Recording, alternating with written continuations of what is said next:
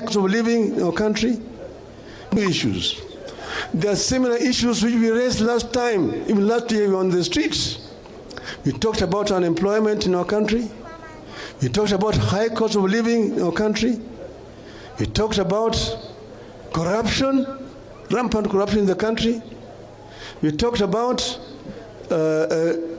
tribalism and ethnicity, discrimination in our country. And then we talked about management of debt in the country. These are critical issues that need to be discussed. But thirdly is the issue of governance. We have a new constitution, but we are not actually following that constitution. There are issues which were pending.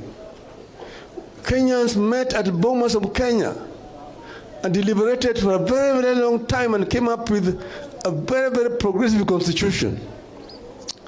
That constitution was bastardized to a certain extent during the so-called Naivasha process.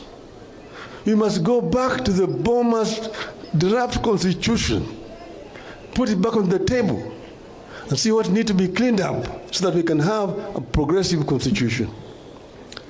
So you said, therefore, that it's on the basis of that kind of elaborate process that we can then talk about a government of national unity. But then you say that if you want to take some of our experts and get into your government, we release them to join your government and work in accordance with the ethics of our party, ODM and Azimio. This is what we said.